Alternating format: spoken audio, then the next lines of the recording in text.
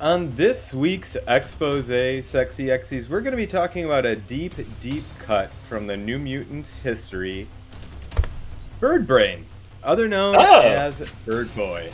Yes. Ooh. Bird Boy, alias Bird Brain, was created by a mad scientist that called himself the Animator. He's basically spliced genes from human and animals, and wound up creating Bird Brain. Bird Brain's first appearance was in New Mutants 56. He was created by Louise Simonson and June Brigman. So shortly after his creation, he kind of got a little too smart for the animator and left. He escaped to New York, but then in New York he was captured and kind of put in a freak show. Shortly after that, Cannonball from the New Mutants actually saved him. He then after that, he released him. He was like, all right, you're free. Shortly after that, the New Mutants saw him on a TV, and they're like, oh crap, we actually should go save this guy. They go save him. They bring him back to the mansion. At this time, the New Mutants headmaster was none other than Magneto. So it was kind of like a whole, like, remember in the 80s, like Harry and the Henderson, like trying to hide like this big giant beast from, like it was kind of like the New Mutants doing that for a little bit. Finally, Magneto found out about him. He then became part of the team. Shortly after becoming part of the team, like he was probably on the team like a shorter span than Changeling was on the X-Men. So he was maybe on it for like 2 issues. Then after he left the team, found other animate creatures, and then kind of brought them to an island, and then lived on that island. Everything was fine for a while. Then maybe 10 years later, when there was a new pack of New Mutants, they actually go back to this island to check on him. He's got a virus. The animator came back at him and all of his friends and gave them a virus that kind of was making them more rogue than human-like than they were before. So then the New Mutants saved them. Long story short, him and his animator family are all living on an island happily called Paradise. And that's it. And it was under 2 minutes, and that was actually his complete story. ah, Amazing. Under 3 minutes. Sorry. amazing. 3 minutes. Yeah, 3 minutes. There's And a also, line Kevin, I in. think that you're really gonna. Oh, I'm sorry. I think you're really gonna like how this person looks. I highly recommend you looking up Bird Brain. For some reason, I don't know why. I feel like you would get a kick out of how they look. Oh, okay. I will Wow. Google. There's a line in one of the best movies ever, Clue. Whenever somebody says, long story short, everybody else, too late. I almost did that to you, but I thought I'd be nice. He looks like something. Most things What does he do. look like So to me? I was just gonna It's say like- most things It's do. it's the preacher bird from Once Upon a Forest. Remember that movie Once Upon a Forest? You probably No. it's very obscure, but that's what it reminds me of. Welcome to Bayville, my new home. It's time you remember why they call me Storm. Look at me, I look fat. Do I look that fat to you? Easy, Fuzzy Elf. Everything is going to be just fine. Storm. Storm.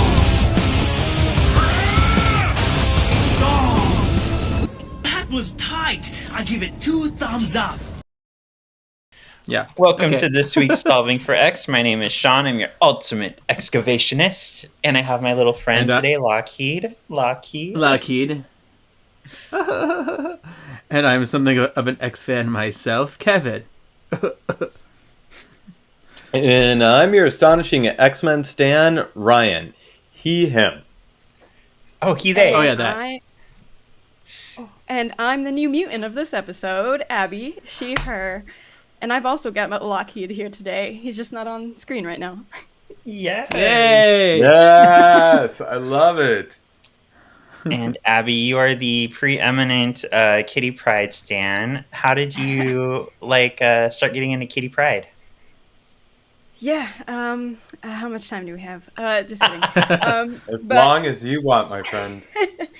so I was 14 years old when I read my first comic book, and my theater teacher in high school recommended this comic, X-Men, to me that she thought I would like, because I think she saw that I was, struggling with certain things and feeling alone as a teenager, and she really liked the X-Men, and she was like, I bet this will connect with you. And the very first book that I got, X-Men wise, was God Loves, Man Kills, which Oh, is wow. probably an intense Wow. book for a 14-year-old, but it was the first Yeah. thing I read. So love I'm, this teenager, just like scared of everything at that age. Like I, at that point in my life, like very deep in the church, but also very deep in the closet, confused and all of that. And I'm reading this story, and in this story, in God Loves Man Kills, there's this 14-year-old headstrong girl with powers, watching her stand up to a preacher, despite like him pointing a gun at her. And she's fiercely defending her friends, telling him that he's a bigot to his face, and how he like completely misunderstands love, and how she'd rather choose her friends than follow the God that he was preaching. And to my brain, I was like, wow, I wish I had that strength and can do that. Like, even at that age, like, maybe not realizing it. And, like, that image and, like, that character who was Kitty, really stood out to me, and it stuck with me for a while. And, I've followed, I was like, oh, I want to read more about her. So I, like, read, like, as far into the continuity history at that point as I could. And even just like with her power set, like I think a lot of people think it's not like the most exciting or useful or fun power as to other mutants or X-Men, because they can be like, oh, she just walks through walls. But like to me then as a kid, and even to like me now, I think there's definitely a lure to the not being able to get hurt aspect to that power, and to have like things that could hurt you, just like literally not be able to touch you, or you can go right through them. But at the same time, like she's still such a vulnerable character, and like an empathetic one who usually has her heart on her sleeve and is caring towards other when she could allow herself to not be touched in that way. And then you also have like the cool martial arts skills and an alien dragon friend. So like, yeah. Yeah. Oh, What did my what heart. did you think of the ultimate Kitty that could like change her density and be like really strong and heavy, or like really light? I think it's a interesting aspect of the power that like it's a little bit like that goes into like Shinobi Shaw's powers, because he can do kind of the same thing. But I think I prefer mostly just like the phasing aspect rather than like the density shifting and things of that nature. But I think it's something interesting to explore with that, like in the evolving use of her powers and what she can do. Yeah. Cool. Thank you for that very in-depth read on Kitty Pryde. I appreciate that. Ooh. What were your thoughts on the most recent, or sorry, the I guess second most recent Kitty Pryde, Shadow Cat, with a With K? K, Yeah. What were your thoughts on that? I personally really enjoyed it. Me too, I know me that too. could be like it's a divisive thing for fans, and I think I see her character in a way a lot of other people don't necessarily read her as. But I was like, yeah, like kill all the fascists. I was like, go for it. So I thought it was cool, and I know like that the martial arts skills are a thing that a lot of writers just like don't care about and don't write in. So I was really glad like Jerry Duggan's run on Marauders all through like the end of Fall of X. Oh, like God. I super enjoyed a lot. Oh yeah. Same. Very much so. Great cast. I love that 3 out of 4 of us, our childhood favorite hero has turned out queer. Like that's really great for us. Sorry, Kevin. Well, kinda. If you go off Psychos, the Hickman. Psychos is bisexual. Come on, let's be real. Let's be real. Wait, did Come you on. just hear that? Deadpool said Hickman. Yeah. In my canon, he is, so I don't care. Right. I love it. Do you have any other mutants besides Shadowcat that you really enjoy, or are you just like Shadowcat all the way? Well, I mean, she's my number one, but like I feel like we all have at least like a top 10 list or so. Oh, yeah. And I mean, for me, I have like a top 25 because there's so many X-Men. But my number 2 is Magic. So, and then like I think my top 5 is like Storm is 3, and then Nightcrawler, and oh no, now I'm forgetting my top 5. I think Emma Frost is in there. So. Yes. She's in my top 5 for sure. Oh yeah. I have Emma, Magic, and Nightcrawler tattooed to my arm, but I don't have Kitty.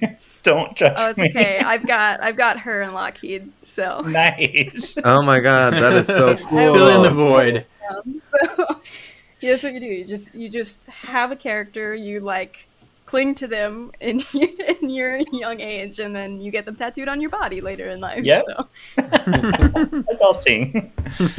So I just saw on your Insta recently that you also are into like special effects makeup. That's freaking awesome. Yeah, that and like I'm a huge horror person. So I do scare acting. I've been a scare actor for the past 4 years. So I do haunts. I do a theme park haunt at my local theme park. I've been doing that. So I like the makeup and like the costume part is my favorite part to do. So I super love that stuff. I wonder why you chose this episode. Yeah. So many things. When I saw your really cool scratch and bloody scratch, I instantly was like, oh my god, what character can I be that Abby will have to do my makeup? For the That's record, cool. I don't do it myself. I have other people apply it to me. I'm not that Okay. cool. So, but just letting you know. But I love if you can make me look like messed up. Like I'm cool with that. I like it. That's awesome. Very cool. Yeah.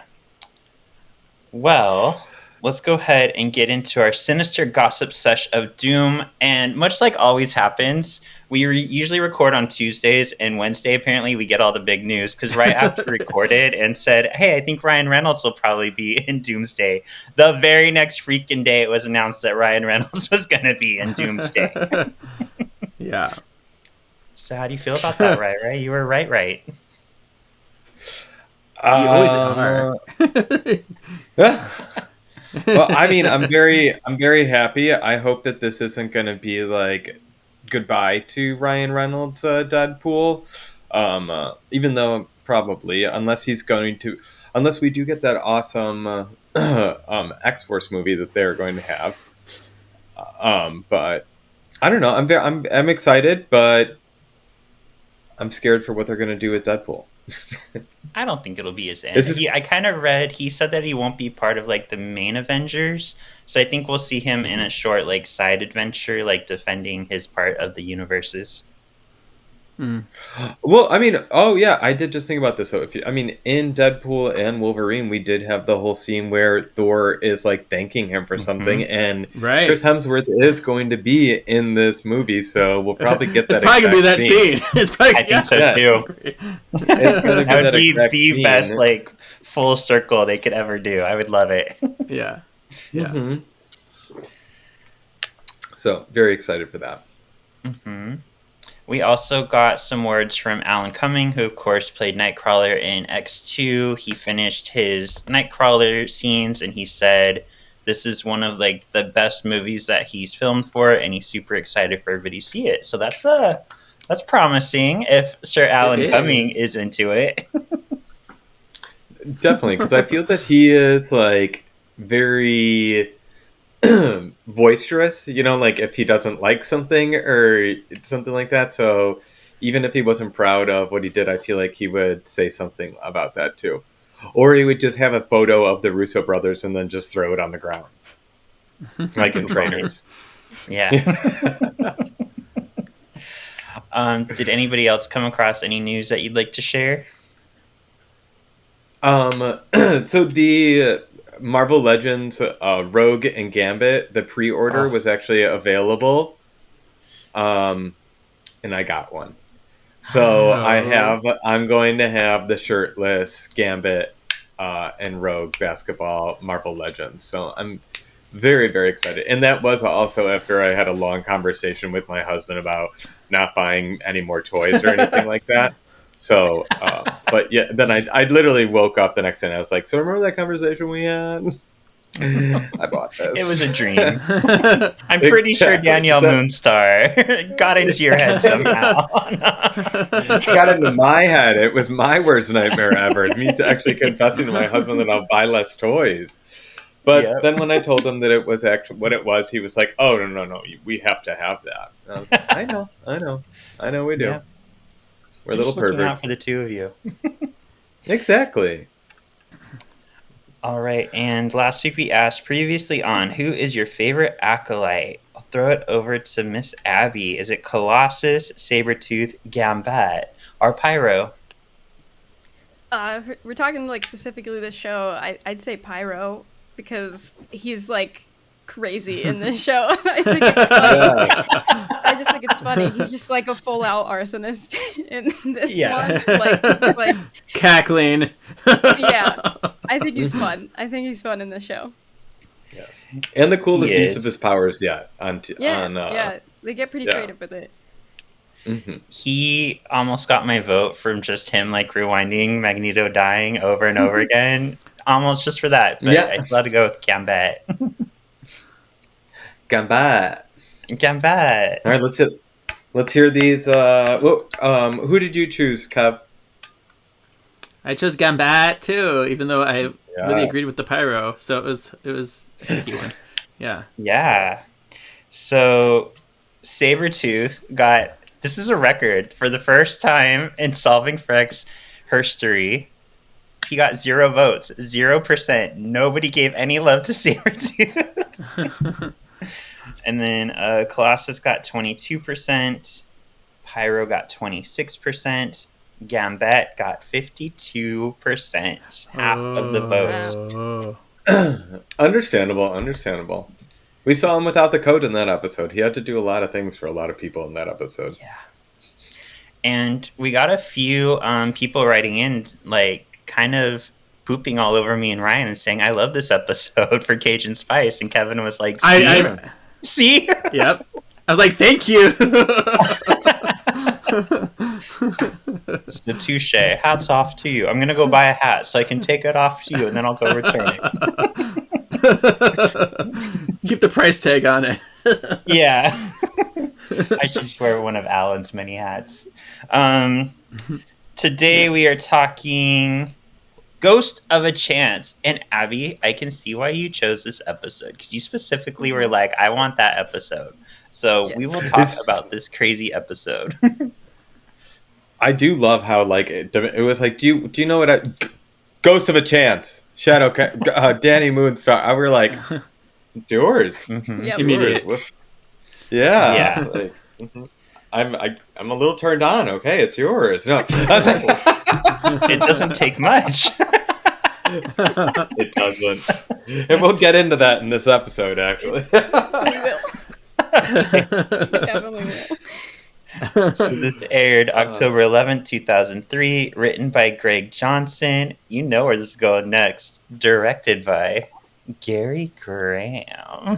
Gigi's back. Gary Graham. We've been searching the internet for photos of you, Mr. Graham. You are one elusive man. Yeah, I don't know if I used that word correctly, but yeah. Elusive. I Thank you. know what Gary Graham looks like, but I would slap him on a s'mores and eat him. That's the best I can do. Sorry. How could you do that if you haven't had any Gary yet? Yeah. True. We'll find him one day. I mean, yeah. His name is Graham. He's got the graham crackers. See right there. He got the s'more. Yeah. 2 points for the guest, Abby. Yes. Sorry, Gary, wherever you are. I know. We know you're Ryan, listening, Gare Bear. Do you actually mind if we kick you off the podcast and bring on Abby in your place? It only seems right at this point. I mean, go ahead. Yeah, it'll be like every September they get a new host for the year. I love it. Oh my gosh. Oh my god, it's already been a year almost. Wow, happy birthday. Happy anniversary. Happy anniversary. Yeah. All right, birthday girl, get us into the scene. You got it. All right. Logan Evil Knievel's his bike around in the desert. He's taken out a class of mutants to show them the reservoir at the bottom of the canyon. In a few days, everything they're riding on will be covered underwater.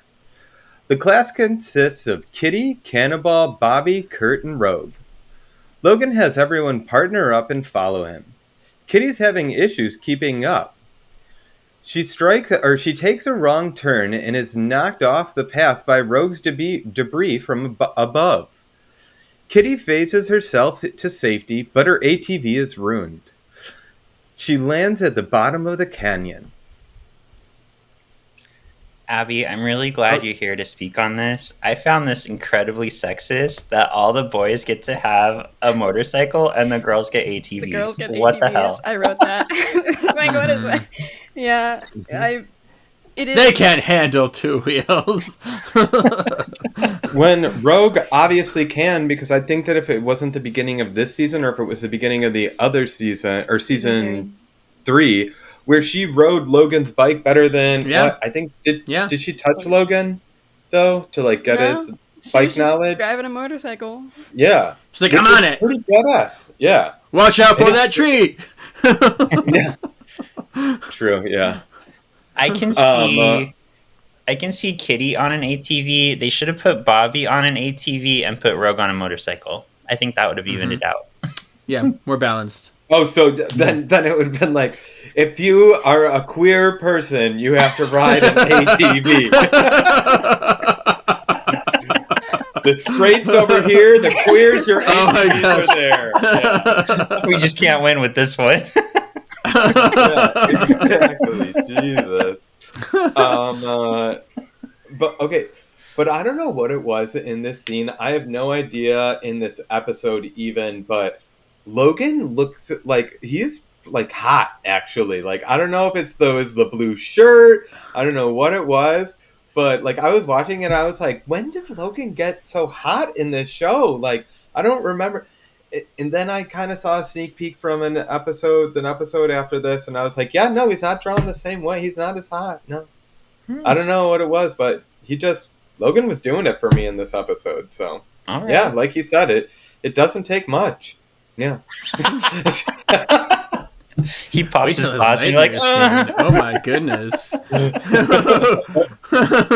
Yeah. Well, thank you for sharing. You're welcome. Anytime. All right. So, up above, the class rides on. They don't even notice Kitty is gone. How rude. But that's because Rogue is a bad partner. Logan and Sam are busy having a big dick contest. Oh, no, wait. I mean, trying to one-up each other with their awesome wheelies. Logan sees the smoke from Kitty's ATV and realizes someone had an accident. I have to tell you, I almost wrote the big dick contest in there, and then I was like, I'm going to behave this one time, and then you do it for me. I love it. I read it, and I was like, did they tone down all the sex jokes because I'm here? Like, it's not like we're hiding anything. Like, you listen to the show. Yeah.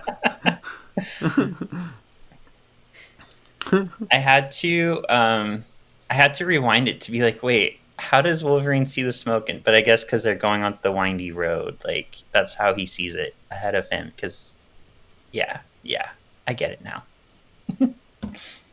I'll just read my scene.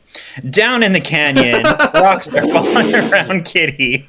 A figure appears over her, and Kitty thinks it's Rogue, but it ain't Sugar. The girl grabs Kitty and saves her from falling debris. The girl introduces herself as Danielle. She praises Kitty for phasing through the rock. Danielle asks if Kitty is a mutant. She gets excited. Doesn't take much. Because she's a mutant too. Daniel tells Kitty she lives nearby in Dark Hollow. That sounded so Harry Potter to me. Dark Hollow. Just then, Logan arrives with the other students. Logan gets mad at Rogue for leaving her partner. And again, to Abby's point, instead of being like, hey, Kitty, are you okay? Hey, you hit your head pretty hard. He was just like, fuck you, Rogue. You left Kitty. What the hell's wrong with you? It's really funny. It's like in this show, like they show Logan and Rogue having a pretty close relationship with, you know, I mean, the movies were coming out around this time, so it was this kind of same thing there, but also just like with all the trauma that Rogue was going through in the show. But it's really funny. It's like in an instant, he just like switches and he's like, what the hell is wrong with you, Rogue? Kitty's my new daughter now. So I'm like, calling after her. So this is her episode. Move on. And then Rogue like disappears for the rest of the episode. So. Basically. She's not dealing with anything. No. This is also like, this scene just starts for me also something that I cannot like not see in this episode is, like you said, like Logan is hot, and I feel like Logan and Sam are doing like their dick contest, but in this one I was like, this is the one where Kitty has a sexual awakening and she's like, oh, I think I like girls. Because her and Dani, like, immediately, like, their faces are, like, an inch away from each other in this scene. I'm like, dang, that was so fast. Mm-hmm. That's like, really these good boys point. are idiots. Yeah. Yeah. They do get pretty attached very quickly, so, I mean, Yes. I get it. So Yeah. close. Yeah, A normal there's like relationship.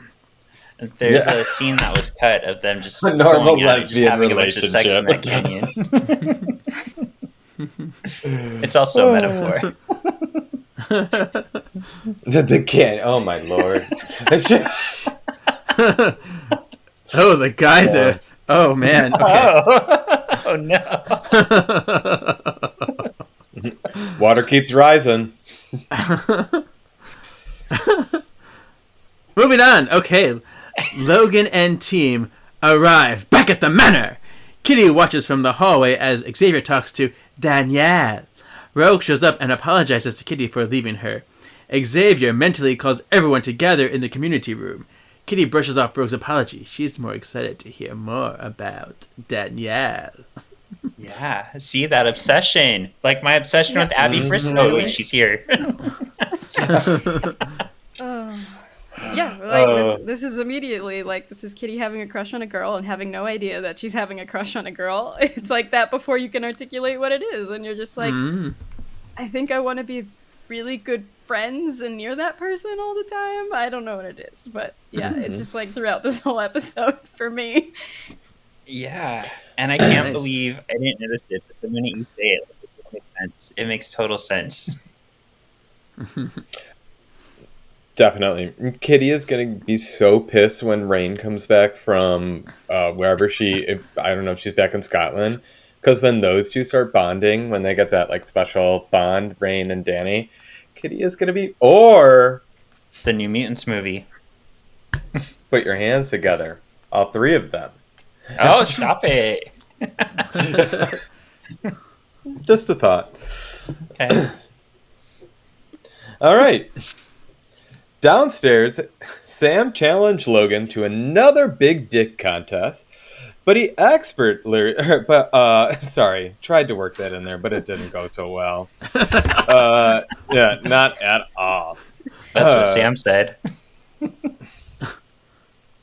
Oh my. Good for Sam. He is tall and lanky. All right, so Sam challenges Logan to a rematch, but he expertly maneuvers Logan into making the challenge.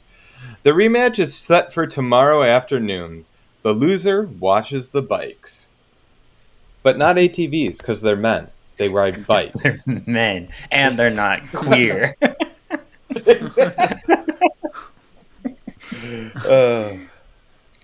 So this is a very important scene to me, and I'll talk about it more when we do our like wrap up and discussion. But yeah, put a pin in the scene.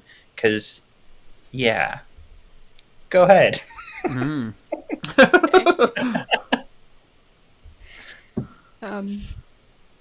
Xavier joins the rest of the school in the community room. He announces that Danielle will be joining the students at the school.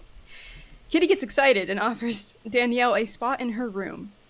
As the students leave, Logan asks Xavier about Danielle's power. Xavier explains it's a form of telepathy, but Danielle is a very troubled girl. Fuck you, Xavier, already. Jeez. Right? Like, come on. So again, to your point, Kitty right away is like, you could spend the night in my bed. I mean, my room. Yeah, right. Yep. Yes, immediately. Like, they're in a huge-ass mansion where Dani could probably have her own room, and Kitty's just like, nope, you're staying with me. Yep. Oh. There's also the little shot of Bobby is riding Sam in this scene in the back, making motor noises. Yeah. Vroom, vroom.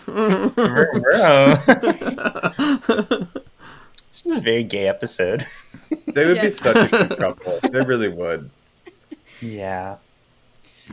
I feel, because we know in canon, Bobby has a crush on Warren, of course, but I feel like there's something missing where he also has a crush on Sam. For as close as he's gotten with Sam, both in this show and in the comics, there's a crush there. He wants Sam to blow him. I try to work that in with his power. I don't know if he wants Sam to blow him or if he wants to bottle blow Sam. Bottle blow. Stop it. Bottle blow. Yeah. So, I know I've mentioned this before, but just a reminder, do you guys know why I write school the way I do? Do you want to know? Do you know? You can remind Tell me, us. because I can't Okay. remember. Yeah. So, one of the best cartoons ever, besides, of course, X-192, Invader Zim. Every time they show right. school, it's written like this. That's right. Mm-hmm. Just came Does back the to way we talk make a little more sense, Abby, now that you're seeing how the notes are written? Yes, I think it's funny. Okay, good. So they really aren't Canadian. Why do I sound Canadian now? All right. Jean is teaching class down by the water. She tells Danielle, Bobby, Roberto, and Sam that they need to be able to adapt to any situation. Just then, Storm makes a storm. Jean tells the students they have to help each other cross the churning waters and claim the flag. But there may be a few surprises. Iceman takes the lead. He orders everyone onto the bridge. Iceman tells Sunspot to push the bridge off. He does, but then that bitch Kitty phases him away. She's the first surprise! So you're stuck in the ground or whatever, in the mountain. Yeah. Second surprise. First surprise is that she's queer. Yes, the first surprise. That was her own surprise. Yeah. I do like that our Bobby took control here though. That really turned me on to see him take the lead. I'm just going with the theme. I have to admit I liked him taking the lead though, because it was also, if you think about it, he was probably the one that had the most action in the field out of all those people that were in the training. True. And it shows you how much he's matured, even in that short period of time, because he was kind of like the class clown, kind of like rebel, like doing crazy things, and he's like, I can be serious now too. Yeah, he was out bottle blowing him and him Yeah. everywhere, and now it's just he just wants to bottle blow Sam and only Sam. Yep. Speaking of, Sam jumps in the water and uses his power to propel the bridge. Nightcrawler shows up and ports Sam away. Ooh, another surprise! Surprise! Danielle and Iceman are left to try to get the flag. Iceman ices up and prepares to make an ice bridge for them. Ooh! As the remaining students are running across the bridge, Storm sends down a bolt of lightning, which destroys the bridge. Iceman and Danielle are thrown into the water. As Danielle is struggling, the other students cheer her on. Danielle's power unleashes, causing Jean to have fears of flying out of control. Kurt has fears of the brimstone dimension, and Kitty has fears of phasing forever through the earth. Xavier shows up and announces it's all of Danielle's fault. Ugh. What a nice guy. No problems. All your fault. Get out of here. No, it's not Yes. Xavier's fault for Oh, go ahead, Abby. Sorry, you go first. Oh no, I was just saying this show has a lot of contenders for it, but this episode has some of, in my opinion, the biggest Xavier's a dick moments. So I mean, I didn't talk about my this entire theory. show. I have a this theory. entire show, yeah, this is a very Right. Biggest dick award goes to Xavier. Did you guys notice that when Bobby iced up on the raft or whatever, it wasn't like as normal, or maybe it was just the way that his hair was facing, but it looked kind of like more spikier, like the top of his head, and even like his like when he did his ice shield to make, or his ice beam to make the slide, his arm was even kind of like spiky and stuff. It was kind of cool, like his powers were almost advancing. I don't know if he's gonna do that within the next 2 episodes, but it was kind of cool to see that. Yeah. If you can go back and check it out, it was kind of cool. Mhm. Maybe the form takes on your emotional state. You know, maybe because he's in a stressful situation, it's kind of coming out in different ways. Oh. I like that. Thank you, Dr. Kevin. Yeah. Yeah. Mr. Kevin. Mr. Kevin, yeah. I think there's more to say on these. I think there's more to say on these scenes, but like I feel like I can't until we get to like a certain point in the episode. So Agreed. I'm holding everything in, and it's so hard. Yeah. But I want to talk about it so bad.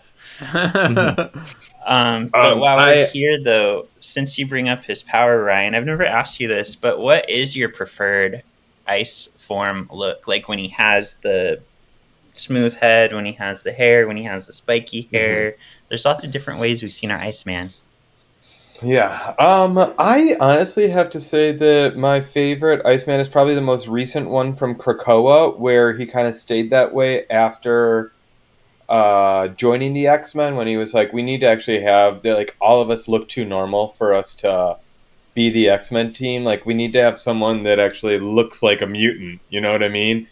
So he stayed in his ice form, and he kind of had more of like the spikier hair.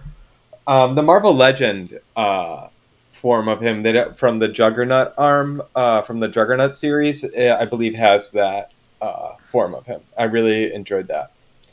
I think my least favorite, and I see it cosplayed a lot just because I think that a lot of people, he wore this outfit a lot, and it was in his coming out series too, was the black and red one.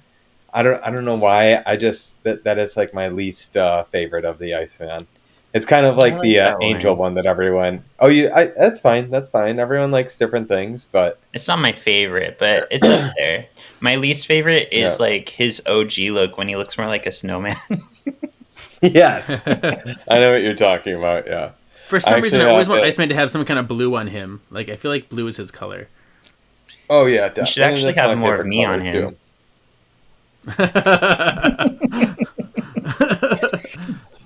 Oh, Shawnee. Yeah. Yeah, that would probably be my favorite Iceman, though, like the more recent ones. Okay. With the spiky hair. I thought you were gonna say with Sean on him. Huh? No. That might be right after the red and black, actually. Yeah. Wow. Sorry, if anyone's gonna be on my man, I want it to be me. But yeah. You're off the podcast. I did also find him. I do also really find the X-Men '92 version of him kind of attractive, like with the blue, or maybe even that's the one that they used for Capcom too, because I always thought that he was cute in Capcom when he like defrosted and was leaning on the ice sculpture of his name or something. Okay. I know this is going to sound weird, but I really like it when it's strangely sexy to me when he's iced up, but you can still see his boots. Just the boots, Iceman. Just the boots. Did you like his Fantastic Four Hellfire issue then, where he's like getting out of the car and all you see is like they kind of look like the rubber boots actually, but it's so good. I love that. I've been trying to look for that one for my Hellfire wall. Yes. I love it. All right, enough about Iceman. Let's continue. Oh, yes.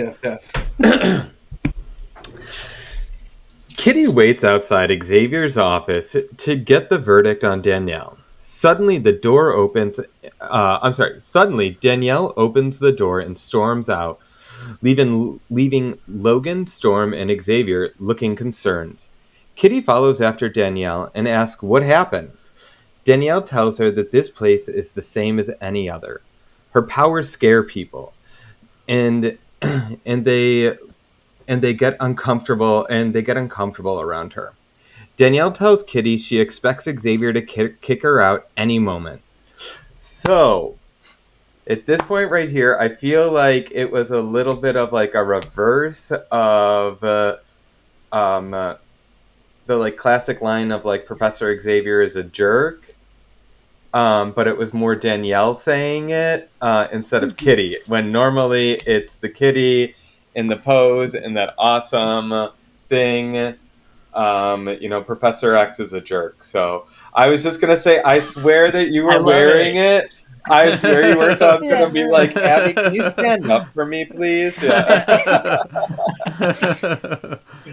But I kind of thought that it was like a reverse moment here a little bit. I love that. I love Kitty. She's like, oh, what? I was like, Kitty. She's like, no, he'll accept you. He'll love you. And she's like, Daniel's like, he better. I'm like, yeah, he better. I'm like, They do make Danielle like more of a villain in this. To points too, to like make you like, or to like deceive you a little bit, I believe. Mm-hmm. But Yeah, I think it's like some red herring stuff. Exactly. But it's this very small moment in that dialogue, but like Danielle calls herself a freak in there, and Kitty tells her that she's not. And I think as a fan of the show, I can like see the entire like 4 seasons like through my head. But like way back in the first few episodes of the first season, like Kitty calls herself and like all the others at the school, she like freaks. Because she's still getting used to her powers and it's all new and stuff. So I think it's a very small, but I think it's a nice kind of like full circle growth moment for her in showing that she's like fully accepted and proud of being a mutant and like wants that for others now too, instead of also calling each other like freaks. That's a really good call out.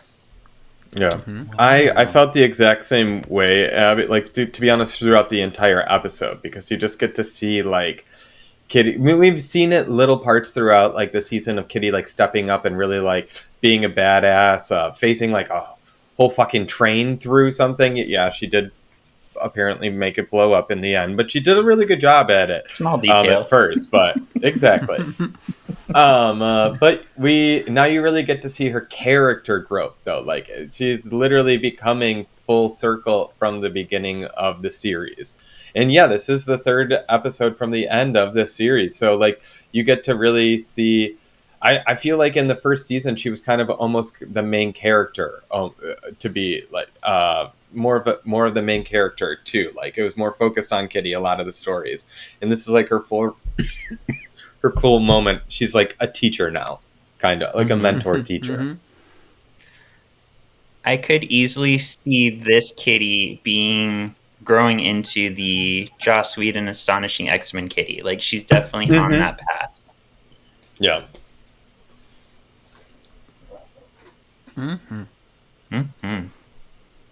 I'll have more on that later, but yes. Okay. Oh, okay. All right. I'm excited. He's easy. Oh, it's my turn. Later that night, Kitty lies awake in her bed. She's staring at Danielle, having nightmares. In a few rooms over, Logan is having a nightmare about being held captive back at Weapon X.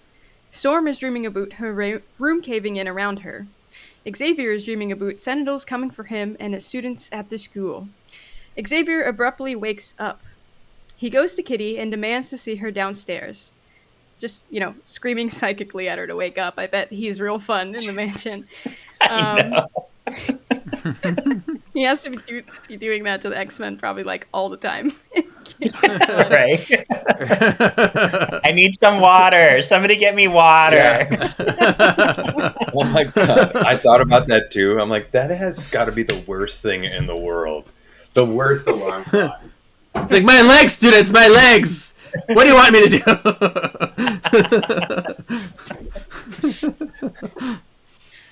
Oh, I don't know how, but my toe itches. I feel my toe itches. I don't know how, but I feel it.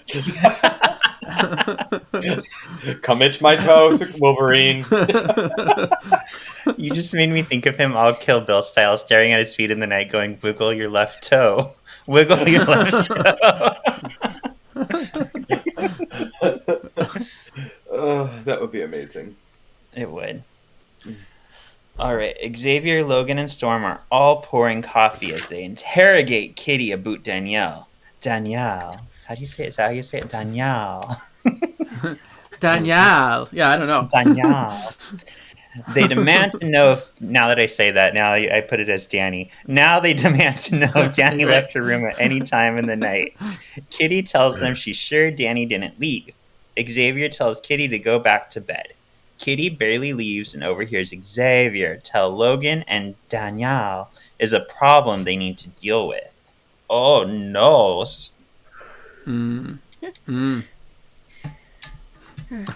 It does throw me off that they say Danielle the entire episode, and I'm just like, it's Dani. It's I know. Dani. That's how I know her too. It's like, I'm not used to her full name. Yeah. This is why you have to say it like Gambat. Use Danielle, Gambat, because it's weird. So, All Abby, right. are you also a Dani fan? Is that part of why you chose this episode? Oh, yeah. Yeah. Okay. Mm-hmm. What is it about Dani that does it for you? I mean, she's Dani, but I mean, I really love like the New Mutants and stuff, all of that, and I think she's just like from the get-go in the comics, like very much a leader and very much both in like a hard sense, which because I think she's just like really wants to keep the team safe and everybody and all of that, but she's also empathetic in that sense, and I think she has a really cool like, and especially with like her next to like her and Sam are in the comics are usually kind of like the co-leaders of the New Mutants, at least in like the 80s run. So I think it's a cool juxtaposition of just like their differences and cultures and stuff too. And I mean, it's interesting. Her powers are really interesting in having like what they can do, like the projections, and at one point she could like see death around people, like if something was happening, and that's just like a very scary power to have, but also a very like one of my like favorite issues of the New Mutants is one where she goes back home and she ends up helping a kid that was like she grew up with but was being like very like mean and like racist to her, and he gets in a car crash and she like fights death off to try to save him until she can get him to the hospital. And I think that like that issue is just like very indicative of like who Dani is, and also like how her relationship with her powers and her relationship with other people is. And like she was a Valkyrie at one point, like that's super cool. She had a Pegasus. Just I think Dani's a super cool character, and I wish she showed up in more comics. Yeah. I know she's in Magic's book right now, but like I just want her to be in more. Yeah. I really Isn't her horse Brightwind? Is that its name? Brightwind. And I always confuse it for the horse in She-Ra. I know. I was thinking. I was like, I was thinking. Am I thinking of another show, or is it Brightwind? I also love that she stood her own so much when she lost her powers. And she just became like a complete, not became a complete, but you just got to see a completely different aspect of her, and really her relying on just her fight skills and stuff like that. And then she was a mentor for, I think that she became like a main character in, was it The Initiative? Like when they had like the 50 different states teams, and then they were training young cadets there. And she actually was even like helping. She was in that for a few episodes. It was really good. She was training one of the cadets there. But I just really liked her when she didn't have her power. And she didn't have her powers when the second run of like New Mutants happened right before Necrosha and after that. And she was a badass in that series as well, too. I do have to admit, here's a little window into young Sean's life. I was very confused because in one of the sets of cards, they had Dani's villain card. But as a villain, her villain name was Moonstar. But she's wearing a mask. I'm like, but that's literally her last name. Why is she wearing a mask if everybody knows who she is? But then after reading the comic, it made sense because people knew who she was. It was just a weird time for her.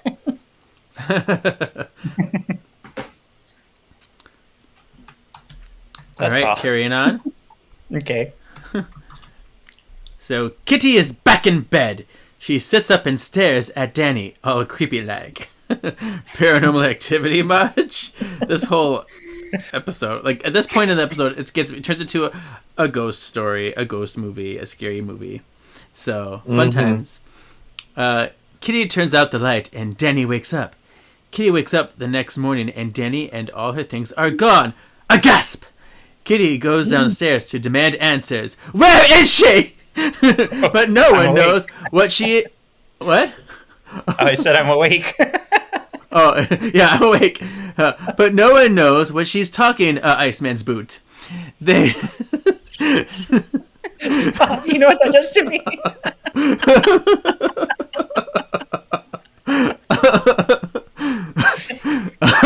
They've never heard of Danielle. Kitty goes back to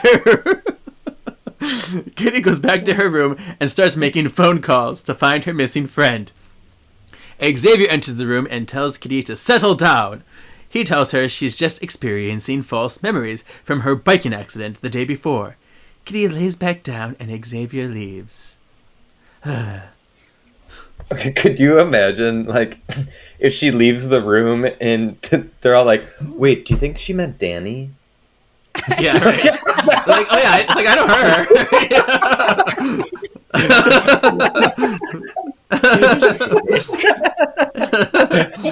I know her full name. Yeah. That's how much I know her. She gets me.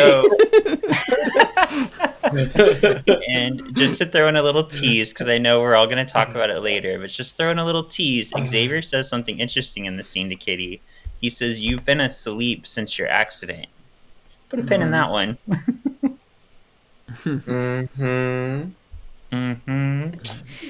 Okay, so Kitty barely shuts her eyes before she starts to hear Danielle call out to her.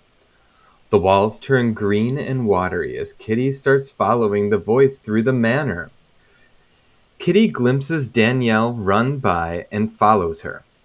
Danielle comes to Kitty and asks her for help, but she looks all pale and sick. Danielle grabs Kitty and Kitty wakes up. Her phone is ringing. Kitty answers the phone and hears Danielle asking for help. She's been held in a dark place. What? Okay, so this dark is place. Yeah. This is so Sorry, Colin. like Nightmare on Elm Street, and it like made me start thinking, like, wouldn't it be really cool if like the X-Men had like a Nightmare on Elm Street kind of like story or something? That would be amazing. I wonder. I would love that. Oh my. Yeah. Let's put that out into the universe, see if anything happens. Yeah. It's one of my favorite scenes in the episode because it's very like horror-esque. It's not even a super long scene, but it's just it's just all of that. And to me, it looked like she had like a slice in her head. Like what is that? I don't know. You're just like not sure what's happening, but yeah. And Dani goes a little ghost face too. on the phone. Yes. Like imagine Yeah. she just like picks it up Yeah. and is like, "What's your favorite? What's your scary favorite movie?" Kitty?" Yeah. Yeah. I'm in a dark place. I love that like Kismet is happening today because I was talking to our buddy Gilly. I saw that he loves horror films, and then talking to you, Abby, you love horror films. I'm just in like seventh heaven right now because that's my jam. That's my jam. I love horror films and X-Men. I love the Yeah, two things that's together. That's the class I taught on Uncanny. It was horror themes and X-Men comics. So Oh, Damn it. see? We should have gone to that. I don't know what we were doing. well, I think Yes, you I guys love were. We were in the room. We you were in the at the room. bar. Yeah. I was leaving the room, and then you guys were all Yeah. at the bar. We were literally there. I'm sorry. Yeah. So, if you heard people screaming, that was from my class. So We would be at the And- bar. I forgot. All those I- Prosecco's. The name, yeah, I blame Vanessa. Yeah, I blame the White Queen. That's who I blame. Yeah, she kept on telling us to go to the bar with her powers, so I blame her. But I love someone made a video and the cosplay. Steph? Yes, Dark Steph's Side, video. Yeah.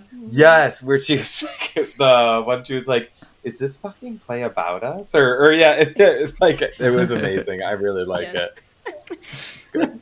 Super funny. She accidentally got a jump scare in the class, which was hilarious. Like just from being in, because she was in the Dark Child, like full Dark Child, and I had a question that people were asking, like, what's some of your favorite like horror related stuff in the comics, and we were just doing like around, like passing the mic around, and the person that was sitting in front of her, and I don't think he noticed that she was behind him. He was like, anything with like limbo and like magic story, like scary. And then I said, oh, well, like a Dark Child's here. And then he turned around and he went, holy shit, like at Steph. And I was like, yes, this is That's awesome. what I wanted. So, Yes, perfection. I love that. Mm-hmm. Okay. Downstairs, Kurt is fixing up a hot dog. That's what a transition. Just like horror scene to hot dog. He's about to eat it when Kitty comes phasing through the door. She demands for Kurt to tell her where Danielle is, but Kurt is confused because there is no Dani, only Zool. It's good. The names are so close. They're right there. Check the refrigerator. No more ketchup in there. Yeah, it's just like he just opens the fridge and there's a dog. Yeah. Yep. Kitty assumes that Professor Xavier is a jerk. Yep, and wiped all their memories. She tells Kurt to port them to Dark Hollow so she can find her friend. Kurt objects, but Kitty is stalwart in her demand. He agrees to port her, but after she changes clothes. Okay. The important things. Yes, you corrected it. Yes. I meant to say that because I realized later he didn't change clothes; she changed clothes. Yes. But yeah, this is like Kitty, like, I mean, part of the arc. Even though earlier in the episode she's like, Xavier would never do that. Like her literal first instinct here is being like, oh, Xavier mind wiped everyone. Like, Yeah. she knows him. She knows what's up. So Yep. I feel like if the show had continued, we would have gotten more of that and more of like the headstrong Kitty not being afraid to talk back to Xavier and stuff like we have in the comics. So. Yep. Yeah. This scene perturbed me so much because who holds a hot dog like that? Why is he holding the hot dog like that? He like holds it straight up and down. You know who does? Bobby holds a hot dog like that, but that's it. When he's wearing his boots. Right before he bottle blows it. Yep. Back at the reservoir, Logan and Sam prepare for their race. And to pull their dicks out. Bobby is the sexy flag girl. He warns them to watch for obstacles and then starts the race. Sam jumps over the first obstacle. It's Berserker, electrifying the river. Logan encounters an obstacle of his own. Roberto throws a rock at him. That reminded me of the old Batman cartoon when all the villains were talking about how they almost killed Batman, and Yes. Killer Croc is like, I threw a rock at him. Logan turns to go the other way, but Magma sends down, Magma. Logan uses his claws to bike out of the canyon and find a new way.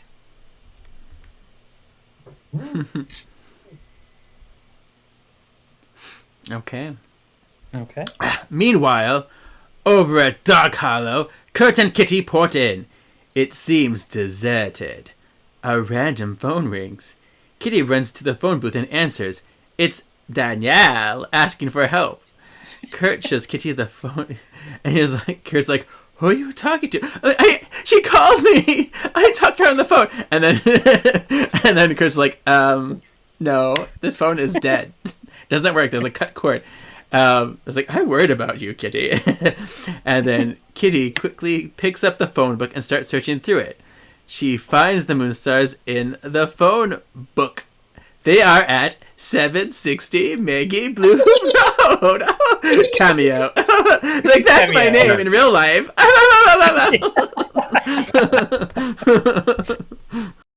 out, wherever you are. Don't worry about us, Dingo. We'll make sure we can. Cameo.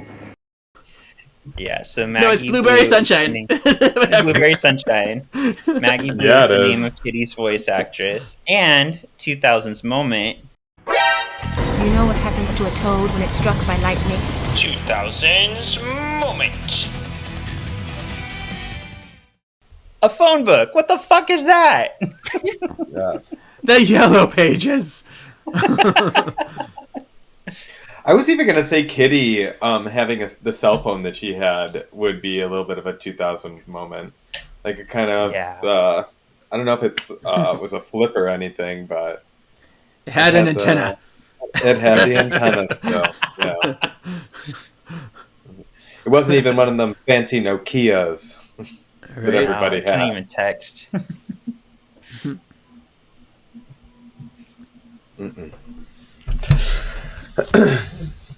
Kitty and Kurt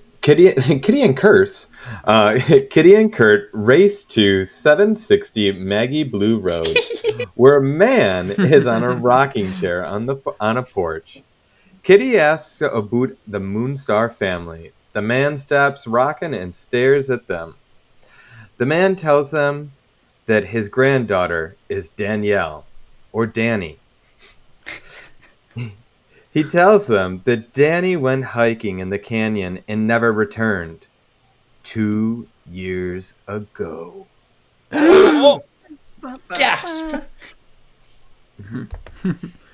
Ooh. I always say that when I'm out with Alan and we're like, hey, where did that ice cream guy go? And then I'll be like, he died 2 years ago.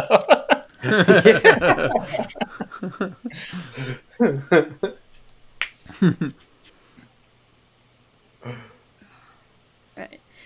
Logan and Sam are neck and neck in their race. The New Mutants hold up a dinky little red ribbon to prepare for the winner. Sam bids Logan adieu and starts propelling his bike forward. Logan pours on the gas to catch up. Sam's bike hits a rock and he goes flying out of control. Logan breaks through the finish line. He's the winner. Bobby offers Sam their sympathies. Aww.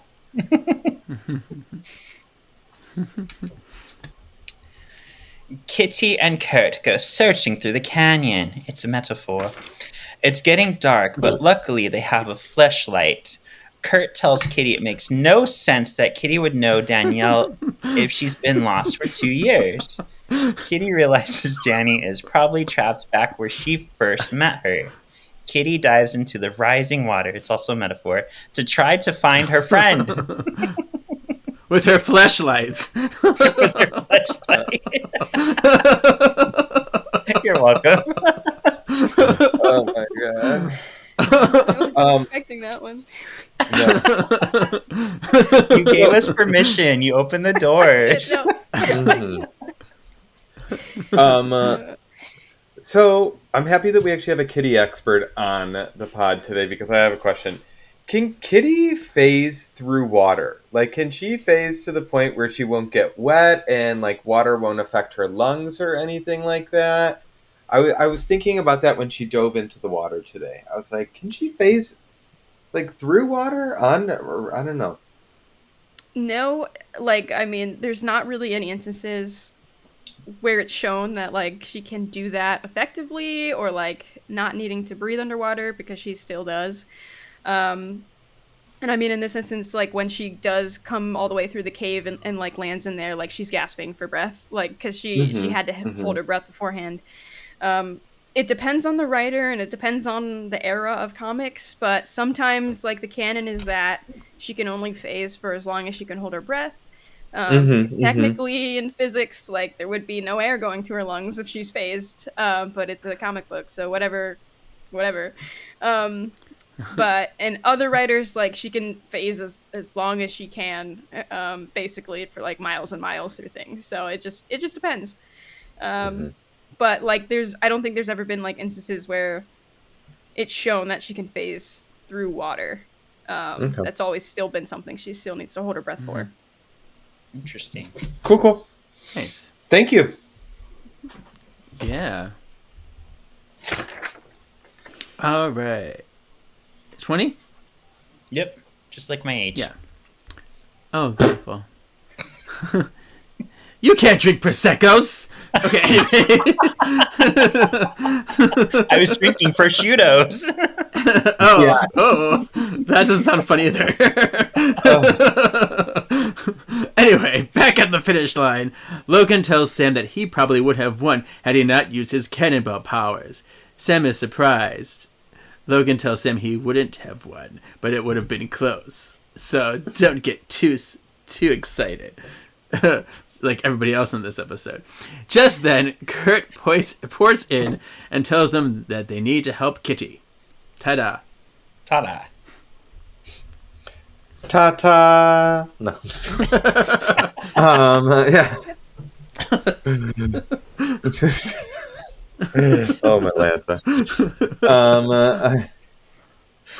Back at the crash site, Kitty is phasing through the ground. She phases into a watery canyon. Kitty turns on the flashlight and starts surveying the area. She sees Dani, or Danielle, unconscious and lit up. Kitty grabs Dani and pulls her out of the water. Dani wakes up and is surprised to see that Kitty is in a dream. Kitty is worried that she can't phase them out of the canyon. It's too far, and Dani is too weak. I love that. I want Dani to be like, you were in my dream, and you were in my dream. Yeah. It's just the Wizard of Oz. Yeah.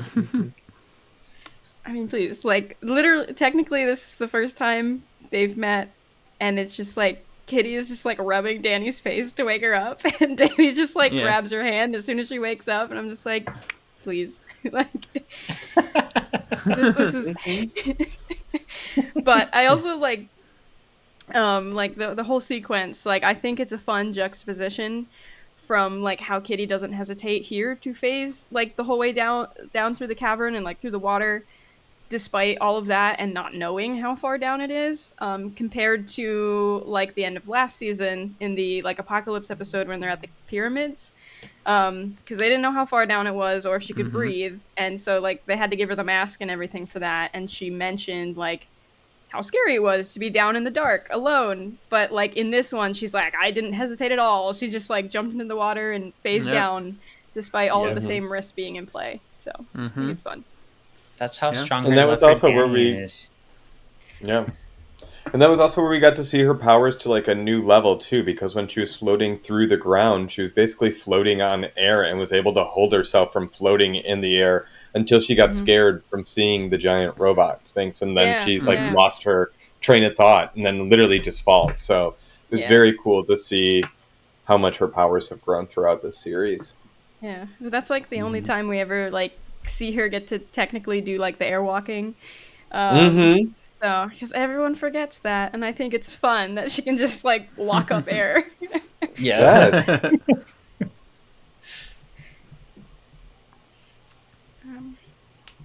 Up above, Logan asks Kurt to port down into the cavern. Kurt tells them he can't port if he doesn't know the terrain he's porting into. Logan orders Iceman to freeze the water to make a path down to the ground below. Cannonball decides to blast into the ground. Down in the cavern, the ground shakes. Dani asks Kitty how long she's been there, and Kitty tells her too long. So, I don't remember the episode, but I remember we talked about this. Nightcrawler ported somewhere in the show where he didn't see it. But now it's a thing. Mm-hmm.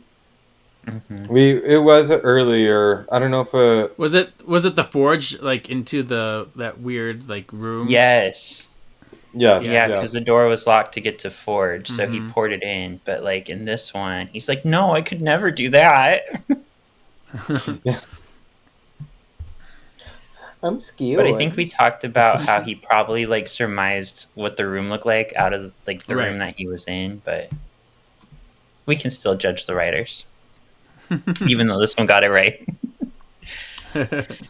Thanks, Gigi. Right. Thanks, Gigi. Magma uses her power to burn a hole to Kitty and Dani. It's a metaphor. Kurt jumps down and ports the girls to safety. Dani wakes they up. better go to the clinic if that happened. True. Jesus Christ! My hole is burning. My burning hole. Jesus! You wanted this, Abby. You opened this door. To burn a hole into Kitty and Dani. It's a metaphor. Right, All right. She thanks Kitty for believing in her. Outside the infirmary, Xavier explains to Logan. Because that's where they were after that. Yeah. He explains to Logan and Kurt that Danielle went into a psychic hibernation, which is definitely not a thing, for the last 2 years, which saved her life. She was stuck there until Kitty came along and allowed Dani to project her thoughts into Kitty. It's a metaphor. To save her. I gave you a UTI. Whoa. Oh my god.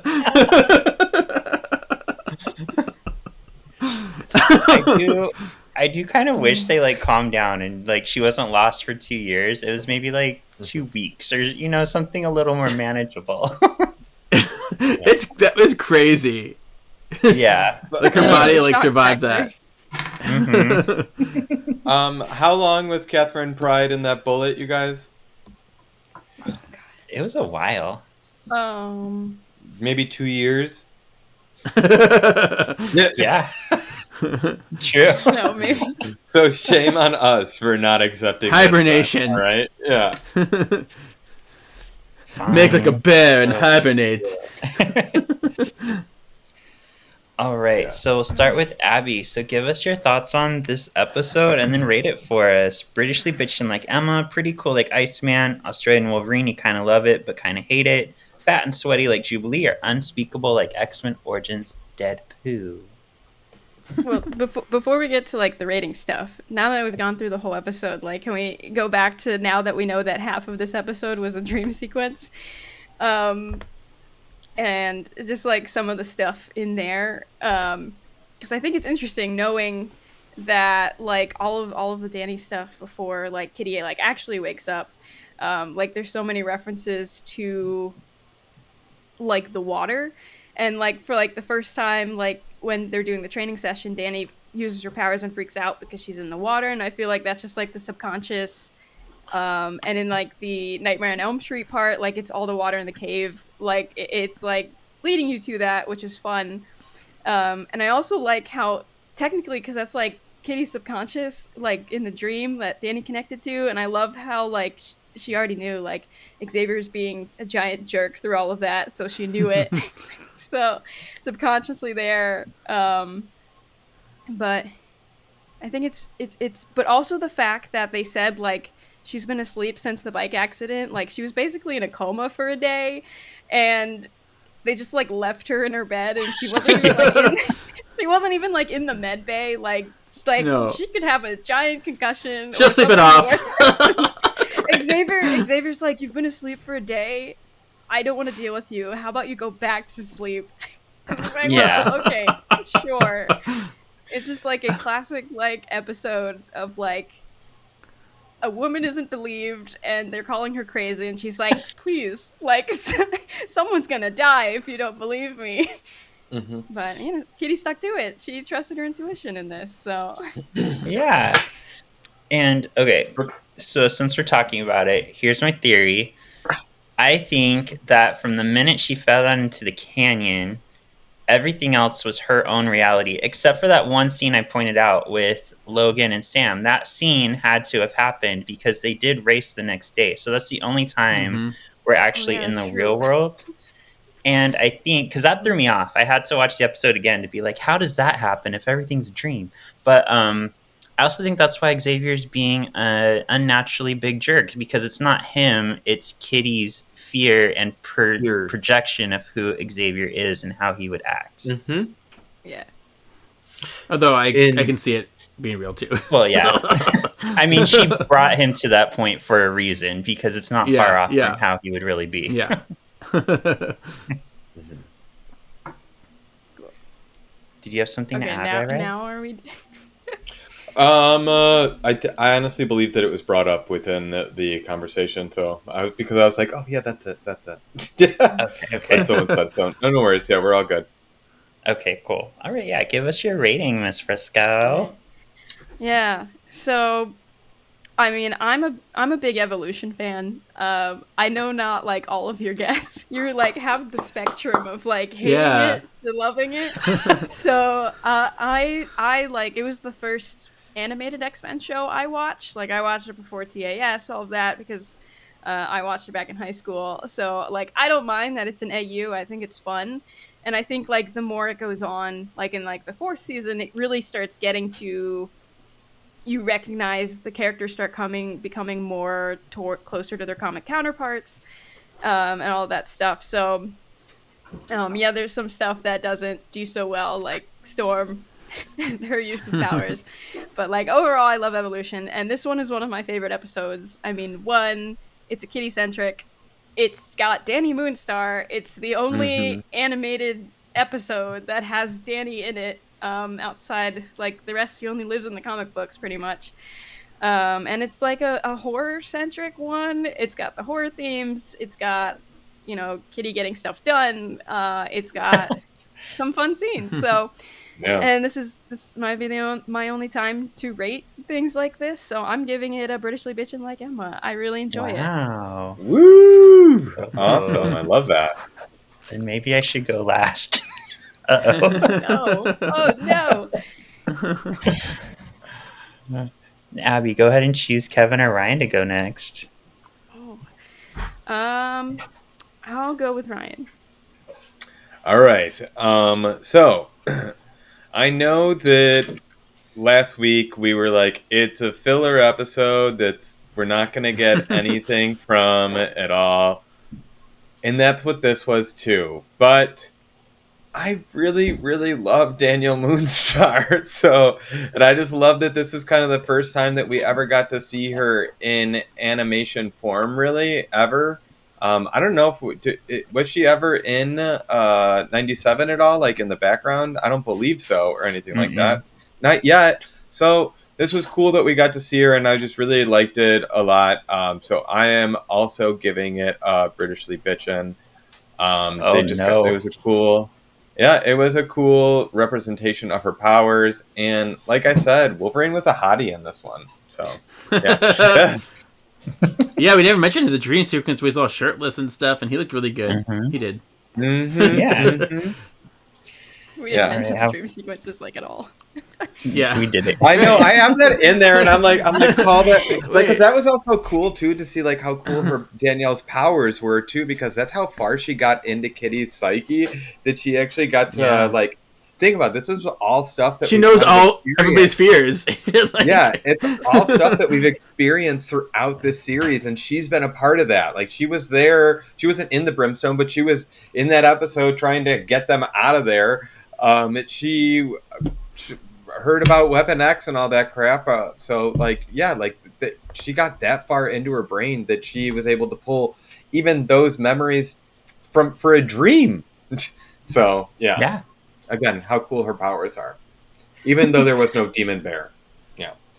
True. No demon bear. How about you, Kevin? I think this was a pretty smart episode in a lot of ways. I liked the subtext and, the inner workings of the mind kind of thing going on. I do like the horror aspects of it as well. That was kind of fun. I was like, ooh, this is such a ghost story. So it was a lot of fun. I didn't really love the random race stuff. It was kind of, it felt like it took me out of what I was really interested in. So I'm going to give this a pretty cool. Okay.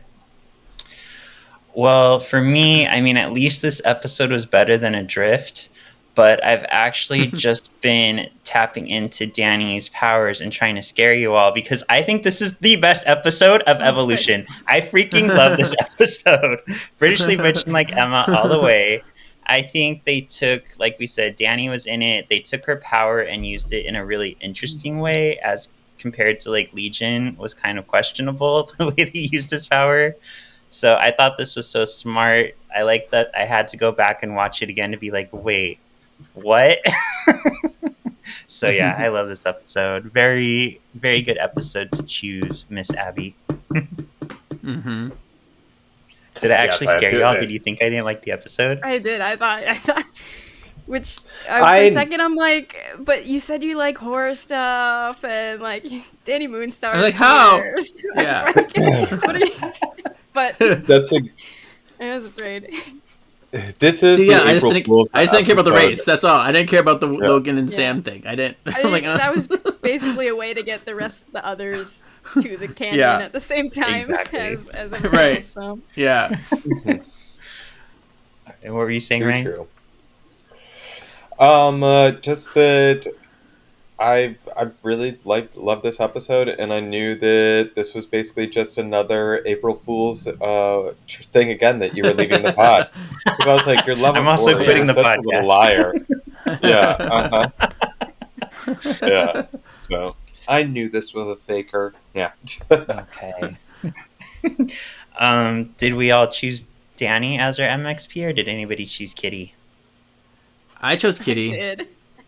I chose Kitty. Yeah, I chose Kitty. Kitties. Yeah. Why'd you all choose Meow, Kitty? meow. I'm not biased or anything. Yeah. Yeah. But I mean, Dani's obviously a close second because she was in a psychic coma, yet she's still making sure she got rescued. So. Yeah. Yeah. Yeah, I agree. It's hard to choose between them because this episode wouldn't be what it is without both of them going above and beyond to like make everything happen. So it's a very close call. But yeah, I can see Kitty as the winner. Well, just because, like we talked about, this is like her full circle moment. Like, she is now the mentor. She is like taking care of the younger students and, and coming into her sexuality as well, as Abby pointed out. Yep. And she's determined, and she's trusting her instincts. She's trusting her mind. She is really, going into her own autonomy, and it's really nice to see. Yeah. Yeah, and also wanting to get into Dani's anatomy. Yeah. Anatomy. Almost. It's a metaphor. Yeah. Oh. All right. For X Factor, so for favorite moment or thing that connects us to the greater X universe, I'm going to go first just because it kind of trails off my MXP or whatever else we were talking about. My rating. The use of Dani's power, I feel like, was so well that I'm in my headcanon, this is what inspired the New Mutants movie and the way they used her powers in that. I just think they did it really well, like mixing it with the horror element in this episode. So kudos to them for thinking this up. That was my X Factor. It was very much a New Mutants kind of energy the whole episode. So it's exactly what I put. How about Abby next? Yeah, I mean, I had the horror vibes, which has been like a staple for New Mutants, through their comic runs. That's been one. And I really think this season, if the show had continued, like you saw this season kind of playing with some darker themes and like episodes and going to places. So I really think, you know, if the show had continued, it would have gone into more territory like that. And obviously, like bringing in Dani Moonstar is one. But I think like this episode also played off of two things in the comics.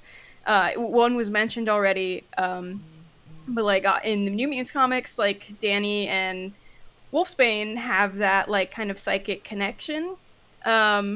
And I think they kind of gave Kitty that role in this, since, you know, Rain was off the show for a season or two at this point.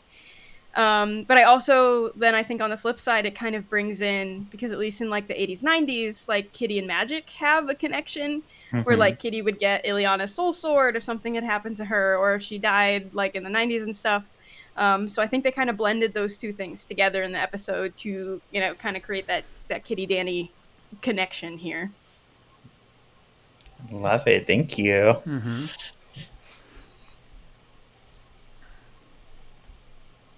Are you? Oh, you're muted, Ryan. Ryan's muted. Yeah, you muted.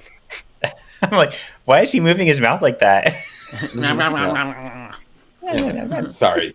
Mine is very similar to Abby's. I absolutely love that you brought that up. I didn't think about... I thought more about the Dani and Rain and completely forgot about Dani and Magic, so thank you very much for bringing that up. But what I said was basically Kitty's bond with the New Mutants.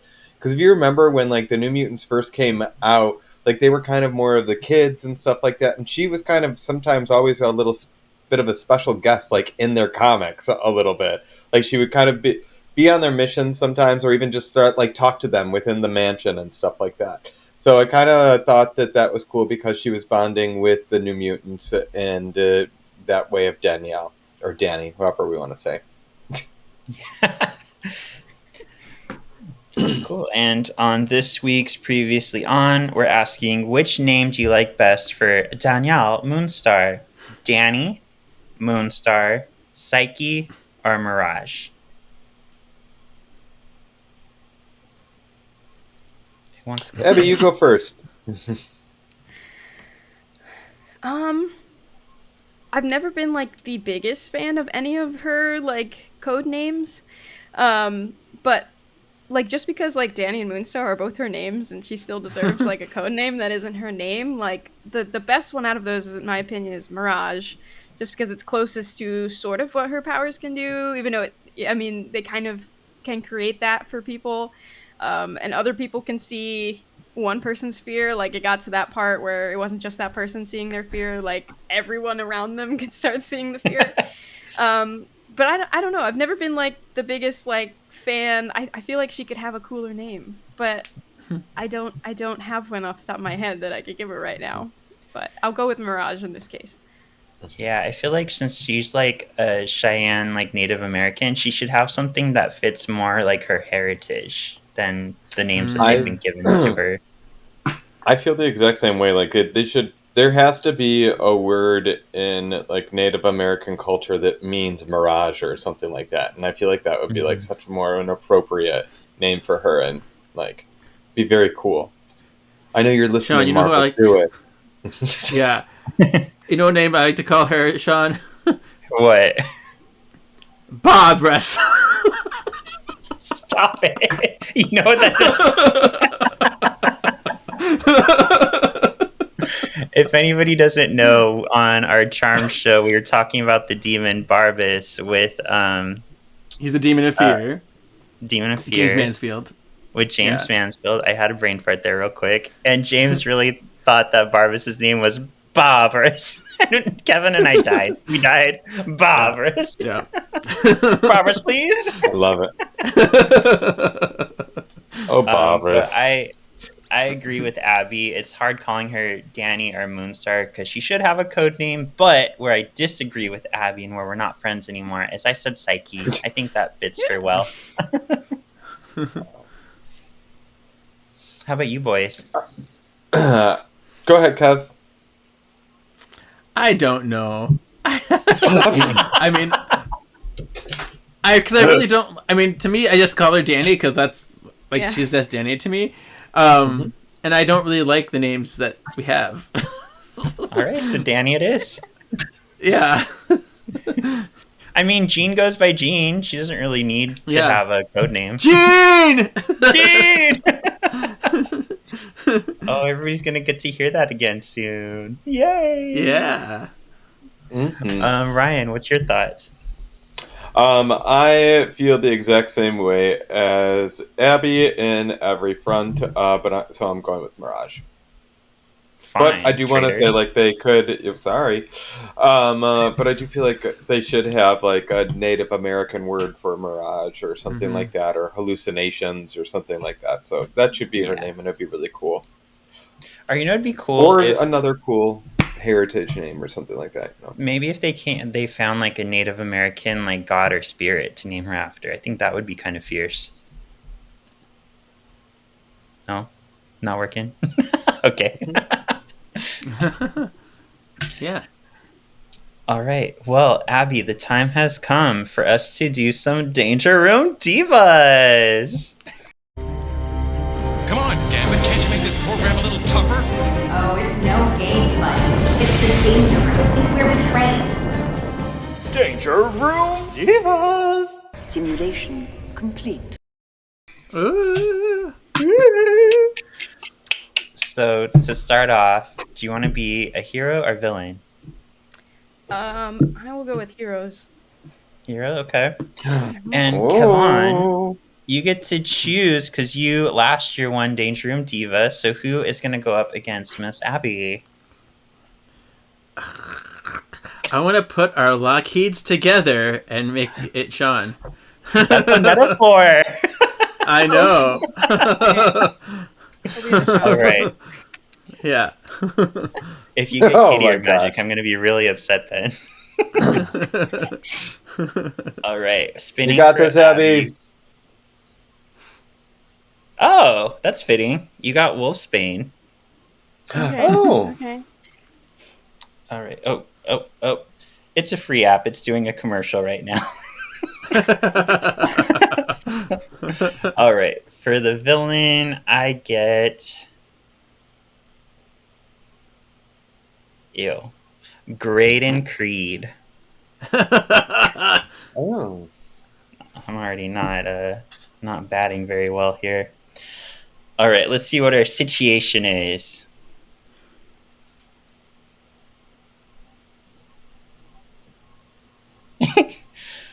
Who would be...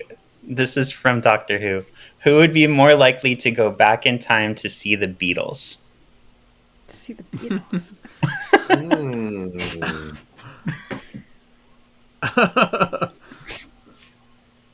Okay. Mm-hmm. Interesting. Okay. All right, are we ready? Yeah, Abby, do you want to go first or second? Dealer's choice. Who's the dealer? Oh, am I the dealer? I don't know. Yeah, I was gonna be like, I have the Just yell it stopwatch. out. Do I choose? Yeah. Yeah. Sean goes first. Okay. Tell me when. All right, on your marks, get set, go. Graydon Creed is very like conservative and wants things to go back to like the way it was before mutants. So he's definitely like, take me back to the 60s before mutants showed up, except for, you know, a few like Namor. I just want a simpler time. I want simpler music. So of course he likes the Beatles. He's also like secretly gay, so he's like really attracted to him and really wants to like show his inner like schoolgirl and just fan out for them. And I don't want him on our team, so I guess he's straight. Stop. Closing line. I don't want him on our team, so he's straight.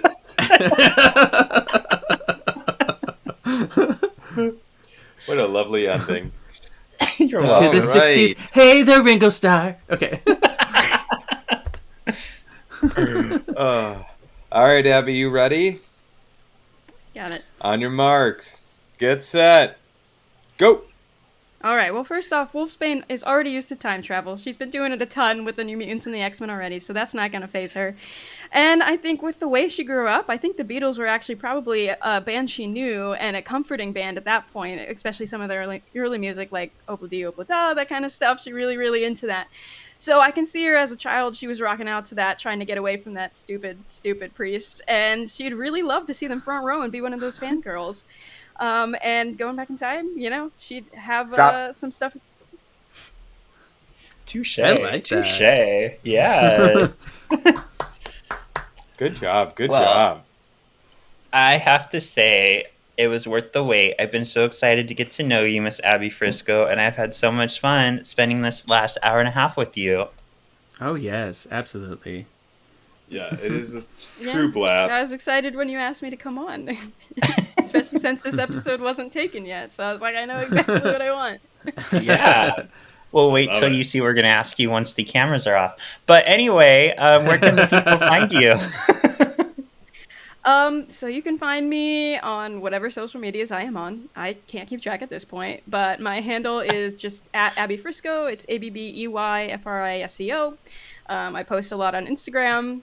You can see all of my fun Kate Pryde cosplays and all of my reels and things that I do there. And there might be some very fun announcements coming up in the next couple of months of things I'm working on. Ooh. Wow. Yay! One of them is spooky season. Of them. Multiple, yes. One is spooky season haunt stuff, and another is a written comics debut that's happening. So. Wow. Oh! Yeah. Oh my god, I am so How excited. exciting. I can't share too much yet, but just look for an announcement at the beginning of October. Okay, Very and cool. are you the writer? Oh my god. I am the writer, so... Wow. Well, let's talk more off camera so she doesn't get in trouble for anything. Yeah. Yeah. No, yeah, and I'm going to start blowing up your inbox because that's a metaphor. I've been trying to write a comic myself, so I could use some pointers. Again, you might need to go to the clinic after that. All right, Ryan, where can they find you? You guys can find me on Instagram at RYEORIO or find me in the Solving for X comments. And Mr. Kevin? Mr. Kevin, that's me. You can find me on my Instagram, KJEEZY87, or follow the other podcasts we do about charms and Barbarous at Words of the Witches. So, ta-da! And you can find this podcast on solvingforx.xmen.tas on YouTube or Instagram. We actually just got another follower as we were recording on YouTube. Hello, Billy Knight, and thank you for following us. Snap, snap, snap, snap. Hi, Billy. And you can find me on Shawnee Havoc on TikTok or on Instagram or the other ones. Thank you for listening. We'll be back next week, which definitely isn't tomorrow, for Ascension Part 1. Yay! The magic of podcasting. Abby, thank you so much. It was so fun talking to you. It So was like fun. a little piece of uncanny. Yes.